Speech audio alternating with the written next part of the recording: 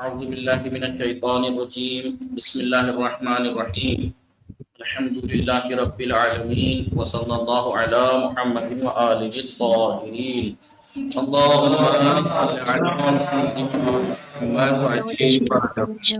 السلام علیکم ورحمۃ اللہ وبرکاتہ. وعلیکم السلام ورحمۃ اللہ وبرکاتہ. خیریت سے ہیں آپ سب لوگ؟ ٹھیک ہیں جی الحمدللہ. ہماری گفتگو چل رہی تھی کتاب تفسیر میں، کتاب تفسیر موضوعی میں. موضوعی. آج ہمارا نیا درس شروع ہونا تھا. مسئلہ چل رہا تھا اس چیز کے بارے میں کہ تفسیر کس چیز کے بارے میں سوال تھا جی؟ ریپیٹ کیوں کیا گیا ہے قرآن میں؟ مقررات کا ریزن کیا ہے؟ قرآن میں جو بعض آیتیں یا بعض واقعات کئی بار آئے ہیں ان کی وجہ کیا ہے؟ آج 8واں سبق اسی سے کیا ریلیٹڈ ہے، دوسرے نمبر کا. پہلے نمبر پچھلا درس پڑھا، آج یہاں پر کچھ چیزوں کو قرآن میں بار بار کیوں بیان کیا ہے. سوال یہی تھا نا. قرآن مجید میں مقررات کا راز، مقررات یعنی جو بار بار تکرار ہوئی ہیں، کئی بار، 2 بار یا اس زیادہ. پچھلے سبق میں ذکر کیا جا چکا کہ قرآن مجید میں کسی بات کو دہرانے میں کیا لطائف موجود ہیں، لطف آتا ہے اور کیا فائدے پائے جاتے ہیں. بھائی لطف بھی آتا ہے، اس کا دل لگا رہتا ہے، دماغ متوجہ رہتا ہے. فائدے بیان کیے تھے، ٹھیک ہے، کہ انسان توجہ کرتا ہے. من جملہ ان میں سے کیا تھے؟ ان کا ایک فائدہ یہ تھا کہ کسی بات پر زور دینا. جب آپ کسی بات پر زور دینا چاہ رہے ہیں تو اسے کئی بار بیان کرتے ہیں، نہیں جی؟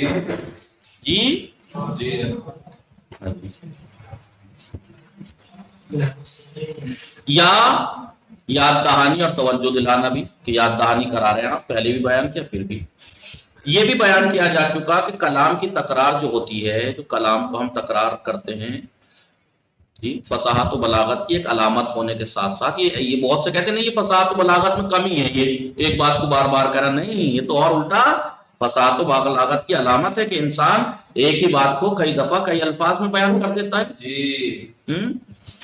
تو اس کے ساتھ ہی انسان کو اچھے اخلاق و کردار اختیار کرنے اور ثواب کے حاصل کرنے کی کوشش اس کو ثواب کو حاصل کرنے کی کوشش میں لگے رہنے پر اکساتی ہے اور ابھارتی ہے. یہ تکرار جو ہے کہ انسان تو اچھے اخلاق کو اختیار کرے، ثواب کے حاصل کرنے کی کوشش کرتا رہے. اب ہم اس سبق میں ہم قرآنی مطالب کی تکرار میں، جو قرآن کے جو مطالب ہیں، میٹر ہیں، اس کے جو ریپیٹ ہوئے ہیں، اس میں جو راز اور رموز ہیں، جو راز ہیں، جو بھید ہیں، رمز ہیں، اس میں اشارے ہیں، اس میں سے ایک اور حقیقت کی طرف ہم یہاں اشارہ کرنا چاہتے ہیں کہ کیا وجہ ہے قرآن مجید میں باتوں کو ریپیٹ کیا گیا ہے یا آیتوں کو ریپیٹ کیا گیا ہے. اور وہ یہ ہے کہ قرآن مجید میں پائے جانے والی زیادہ تر تکراروں میں حقیقت کے بیان اور اس پر زور دینے کے علاوہ، حقیقت تو بیان ہے ہی، اس پہ بار بار زور دیا جاتا ہے. ایک بار کہہ دیا، کچھ وقت بعد تھوڑی دیر بعد اور کہہ دیا، دوسرے سورے میں کہہ دیا، بعد میں کہہ دیا. یہ تاکید ہے، کیا ہے؟ زور دے رہا ہے مطلب خدا اس بات پہ. اس کے علاوہ حقائق کی بہتر سے بہتر توضیح تشریح، کہ ہم حقیقت کو جو بھی پہلی دفعہ میں اگر ایک چیز بیان کی تو وہ توضیح اور تشریح اس سے زیادہ بہتر کب کر پائیں گے؟ جب اس بات کو دوسری جگہ اور کہا جائے کہ اس کا مطلب یہ مطلب تھا. یہاں پہ زیادہ توضیح اور تشریح، مطالب کی واضح تکمیل، اور مطالب جو کچھ ادھورے رہ گئے ہیں اس کو مکمل کرنا، اور آپس میں کڑیاں ملانے کے لیے، آپس میں کڑیاں بھی ملائی جاتی ہیں، کڑیاں ملانے کے لیے قصوں کی اور زیادہ وضاحت کر دی گئی ہے. مثلا ایک جگہ پہ واقعہ بیان کیا تھوڑا سا خلاصتاً، آگے جا کے تھوڑا ڈیٹیل میں، تو تاکید تو ہے ہی ہے جی، زور بھی دے رہا ہے اس باتوں پہ کہ ایسا کرو. تو یہ واقعہ ذکر کرنے کے بعد کہ بھائی تم ان سے بچو کہ فلاں قوم ناپ تول میں کمی کی وجہ سے ہلاک ہو گئی. اب دوبارہ آگے جا کے بیان کیا وہی قصہ، تو پھر یہی بات کہی. تو اس کا مطلب اور تاکید کی زور دینا کہ ایسا مت کر لینا آپ بھی، ورنہ تباہ ہو جاؤ گے.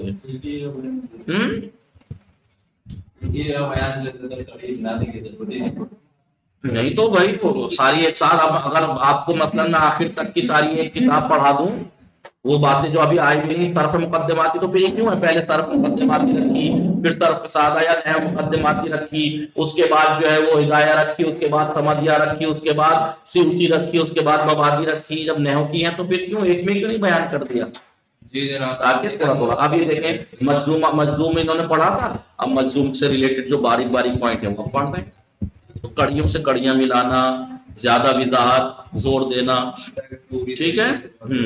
اس زمانے میں ہی نحو مقدماتی میں سب کچھ بتا دیتے آپ کو. جب ابھی نحو مقدماتی میں آپ نے الف بھی نہیں جانتے تھے، اسی وقت اگر آپ یہ بتانے لگتے کہ اگر شرط کے اوپر، فعل شرط کے اوپر اگر ایک مضارع کو واو یا فا کے ذریعے سے اگر عطف کریں تو اس میں دو صورتیں جائز ہیں، جزم دیجیے لفظ پہ عطف کرتے ہوئے اور نصب دے دیجیے ان کو پوشیدہ مانتے ہوئے. بھاگ جاتے ہمیں نہیں پڑھنی مولویت، یہ کیا ہو رہا ہے ہمیں سمجھ میں نہیں آ رہا. ایک ہی ساتھ سب بھاگ جاتے ہیں، کیا ہو رہا ہے ہمارے سمجھ میں نہیں آ رہا. تو کیا سب چیزیں وہیں بتا ایک واقعے میں نارملی بات جو یہاں پہ پوائنٹ ایک ایسا بھی ہو سکتا ہے ایک واقعے کا ایک پوائنٹ یہاں بیان کرنا مقصد ہو، اس پہ زور تھا، آگے جا کے اسی سے دوسری جگہ پہ زور دینا چاہ رہا ہو. سمجھ میں آ رہا ہے نہیں خدا بند عالم آپس میں. اور قصوں کی زیادہ وضاحت کر دی گئی ہے آگے جا کے. کیسا لگتا اگر نحو مقدماتی میں سیوتی کی چیزیں بیان کرتے تو؟ نہیں بھائی نحو مقدمات، ہاں یہ بھی بات، نحو مقدماتی کی جتنی آپ کی صلاحیت تھی اس وقت اتنا آپ کو بتا دیا، جتنا آپ کا ذہن ریڈی ہو سکتا تھا لینے کے لیے اتنا بتاتے چلے گئے، آگے آگے بڑھاتے چلے گئے. اب اتنا آ گیا کہ اب باریک چیزیں پڑھائی جا سکتی ہیں انہیں. آگے چل کے مغنی میں آئے گا تو پھر اتنی بھی صلاحیت ہو جائے گی کہ اب نظریات بھی پرکھنے لگے. فلاں نے اس بارے میں یہ نظریہ دیا ہے، نحوی نے فلاں نے یہ نظریہ دیا ہے، کون سا نظریہ کیا ہے. تو یہ تھوڑے کہ پہلے ہی پڑھا دیتے.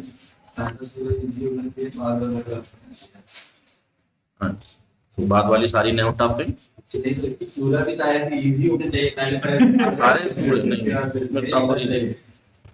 ٹھیک ہے. قصوں کی اور زیادہ بعد میں وضاحت کر دی گئی، کس لیے؟ زیادہ توضیح اور زیادہ تشریح کے لیے اور کلام کو مکمل کرنے کے لیے، تاکہ لطیف اور دلچسپ پیرائے میں نقش اس میں مجسمے میں بار بار تکرار کے ذریعے ہر طرح کے شکوک و شبہات کو، ڈاؤٹس کو برطرف کیا جا سکے، ڈاؤٹس کو کلیئر کیا جا سکے، کلیئر ہو جائیں، اور لوگوں میں قرآنی آیات کی تلاوت کے لیے مزید دلچسپی کا سامان بھی فراہم ہو جائے. ورنہ اگر ایک صحیح رہتا ریپیٹ نہ ہوتا تو ریپیٹ سے یہ ہوتا کہ ہاں یہ بات ہم نے وہاں بھی پڑھی تھی، پھر ذہن آتا ہے انسان کا، پھر اس کو زیادہ توجہ سے پڑھتا ہے. اس کے ساتھ ساتھ ہی حکمت، موعظت اور تزکیہ نفس کا زیادہ سے زیادہ جذبہ بیدار ہو جائے، اس لیے بار بار بعض چیزوں کو تکرار کیا گیا ہے. جی نوشین فاطمہ جی بات یہ چل رہی ہے کہ قرآن میں بعض آیتیں یا بعض واقعات کو کئی بار کیوں ریپیٹ کیا گیا ہے. ہر مرتبہ ایک نئے طرز بیان. اب ظاہر سی بات ہے میں آج آپ کو منصوبات میں فاعل اور نائب اس میں مفعول بہ اور مفعول مطلق کے بارے میں سمجھاؤں، اور یہی بات میں 10 دن بعد آ کے سمجھاؤں تو اب والے الفاظ اور جب والے الفاظ سیم ہوں گے؟ بالکل نہیں. تب طریقہ بھی بدلے گا، انداز بھی بدلے گا، کچھ الفاظ بھی چینج ہوں گے. تو میں مشین تھوڑا ہی ہوں، یہ تو مشین کا کام ہے نا.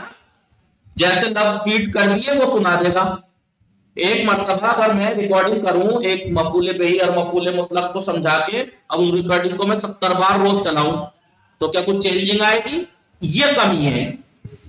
لیکن یہ فصاحت و بلاغت ہے کہ آج میں اگر آپ کو مفعول بہ سمجھا رہا ہوں مفعول بہ، تو میں الگ طریقے سے اگلی بار جب سمجھاؤں گا تو اور اچھے طریقے سے کچھ نہ کچھ ہوگا، نہیں ہوگا؟ سمجھ میں آ رہا ہے نہیں؟ ہر مرتبہ ایک اور نیا انداز ہوگا، میرا نیا طریقہ ہوگا، نئے میرے الفاظوں کی چینش ہوگی، نئے طریقے کے الفاظ استعمال کروں گا. ہو سکتا ہے کہ دوسرے الفاظ یوز کروں جب تک مجھے اردو اور مضبوط ہو جائے سمجھانے کے لیے. مثالیں مجھے ہر دفعہ میں یہی تھوڑا دوں گا مفعول بہ جیسے ضرب سعید زیدن، ہر وقت زیدن کی مثالیں دیتا رہوں گا. پھر میں ایک دن آپ کو جب آگے ترقی کرتے جائے گا قرآن سے آیت لا کے دوں گا آپ کو. جی تو ہر مرتبہ ایک نئے طرز بیان اور معنوی لطافت ہی کا کرشمہ ہے کہ لوگوں نے یہاں تک کہہ دیا کہ جتنی مرتبہ بات دہرائی جاتی ہے ایک نئے فائدہ اور ایک نیا مقصد کے تحت دہرائی جاتی ہے. قرآن میں کوئی آیت آپ ظاہر میں آپ کو ریپیٹ لگے گی واقعہ بھی، لیکن کوئی چیز سیم نہیں ہوگی. ان میں کچھ چیزیں سیم ہوں گی لیکن اگلے میں نہیں کچھ نہ کچھ ہوگا، کچھ نہ کچھ نیا پیغام ہوگا. اس بات کی مزید وضاحت کے لیے ہم قرآنی قصوں میں جو تکرار ہیں اس تکرار کے رمز و رموز، راز اور رموز پر برملا کرنے واضح کرنے، روشن کرنے، آشکار کرنے والے دو اور مقامات کی طرف اشارہ کر رہے ہیں. نمبر 1 حقائق کی وضاحت اور تصاویر کی تکمیل. حقائق جیسے ایک واقعہ یہاں بیان کیا، ایک دو پارے بعد کچھ وقت بعد ایک دوسرے پارے میں وہی بات بیان کی تاکہ حقائق کو اور واضح کر دیا جائے. پچھلے واقعے میں اتنا سمجھ وہ نہیں ہوگا ڈیٹیل میں، اس میں تھوڑا اور ڈیٹیل میں، اور پھر تصویر بھی کلیئر ہو جاتی ہے اس واقعے میں. ہو سکتا ہے ایک مرتبہ بیان کر کے بہت سی چیزوں کی تصویر آپ کے سامنے کلیئر، امیج کلیئر نہ ہو، لیکن آگے چل کے وہ کلیئر ہو جاتی ہے. قرآنی قصوں میں تکرار کا ایک اہم راز یہ ہے کہ حقائق اور واقعات کی بہتر سے بہتر وضاحت کرتے ہوئے، تاکہ جو اس کے اندر، اس واقعے کے اندر، اس آیت کے اندر حقیقتیں ہیں، حقائق ہیں، واقعات ہیں، اس کی بہتر سے بہتر وضاحت ہو. اس کے ساتھ ساتھ وضاحت کرتے ہوئے مطالب کی اس طرح صاف و شفاف تصویر کشی کر دی جائے کہ اب جو پچھلے واقعے میں کچھ اگر آپ کو تصویر کلیئر نہیں تھی اب کلیئر ہو جائے. نہیں کہ لفظوں کی تبدیلی اور نئے مفاہیم کی آمیزش. اب دوسرے واقعے میں لفظوں کی تھوڑی تبدیلی اور نئے مفاہیم اس میں آمیزش کر دینا، کچھ نئے مفہوم بھی ملا دینا، مختلف کردار اور مناظر کی صحیح تصویر ذہن پر منعکس کر دے، تاکہ اب دوسری جگہ پر جو ریپیٹ ہوا ہے وہاں پر کچھ الفاظ کی چینجنگ کے ساتھ کچھ مفہوم اور ملا کر جو اس کے اندر واقعے کے اندر کریکٹر ہیں یا مناظر ہیں ان کی صحیح تصویر انسان کے ذہن میں چھاپ دے، منعکس کر دے، نہیں چھاپ دے. اور مخاطبین کے لیے بیان شدہ واقعات کا سمجھنا اور آسان ہو جائے، تاکہ تلاوت میں اور زیادہ دلچسپی کے سبب داستان اور واقعے سے زیادہ فائدہ اٹھایا جا سکے. اب ظاہر سی بات ہے واقعہ جون سا واقعہ جتنا آپ کے لیے کلیئر ہوتا چلا جائے گا اتنا آپ اس سے پیغام زیادہ لے پائیں گے. جی سبھی کا جی.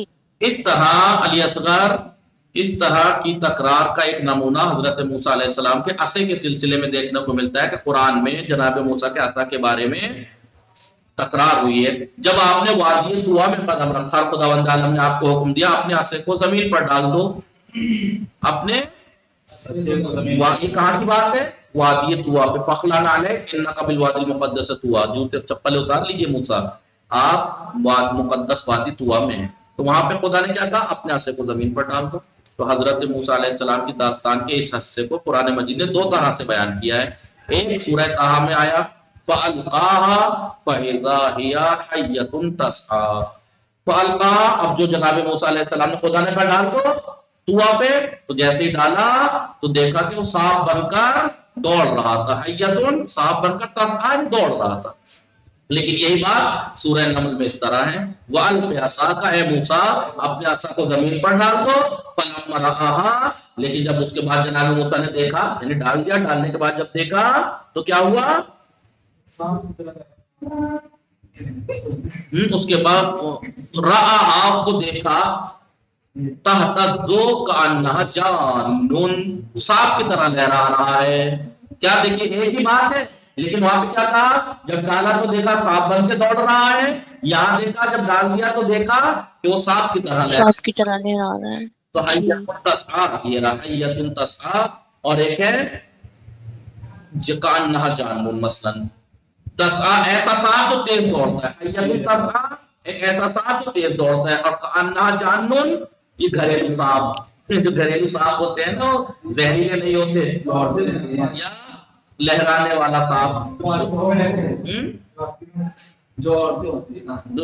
جناب موسیٰ کے عصا کے لیے یہ دو طرح کے الفاظ ہی یہ سبب بنے کہ اس صورتحال کا صاف ستھرا اور واضح اور کامل نقشہ مخاطبین کے ذہنوں میں مجسم ہو جائے، چھپ جائے، اور وہ اس موقع پر حضرت موسیٰ علیہ السلام کی حالت و کیفیت کو بہتر طریقے سے سمجھ پائیں. سمجھ میں آیا؟ جی. اب ظاہر سی بات ہے وہاں حیّۃ تسعیٰ سے اتنی تصویر کلیئر نہیں ہوئی ہوگی جتنا کأنہا جان سے ہو گیا. جی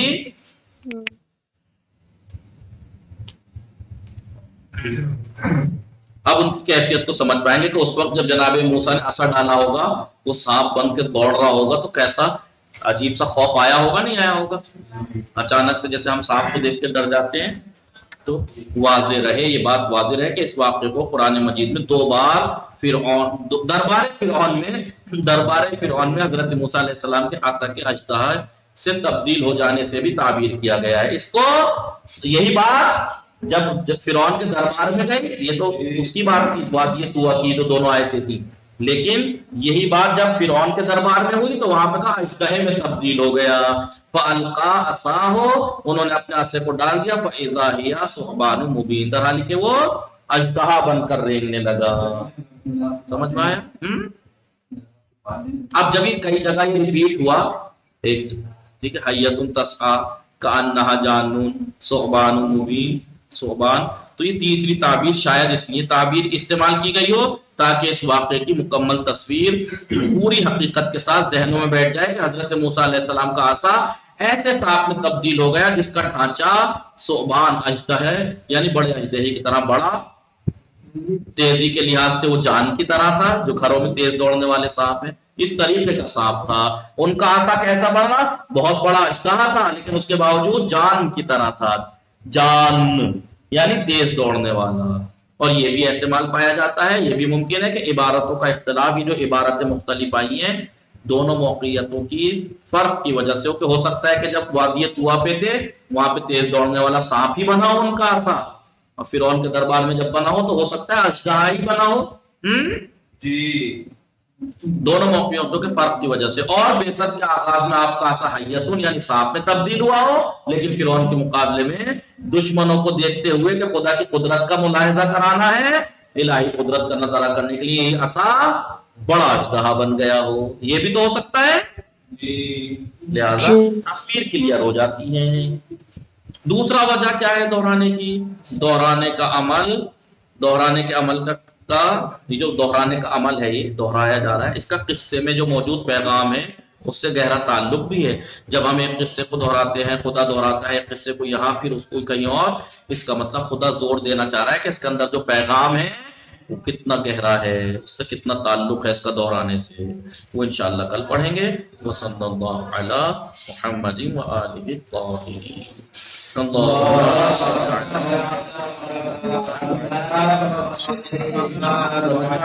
کو آپ دیکھیے گا دہرانے کا ہے بے مطلب اس لیے کہ قرآن بےہودہ نعوذ باللہ کچھ ہے نہیں، اس کا ایک لفظ بھی اگر ریپیٹ بھی اگر بار بار ہو رہا ہے تو کچھ نہ کچھ وجہ ضرور ہے. ان میں سے ایک وجہ یہ ہے کہ تاکید، اس مطلب پہ تاکید، زور دینا تاکہ ہم اس سے نصیحت حاصل کریں، اور جذابیت تو ہے ہی.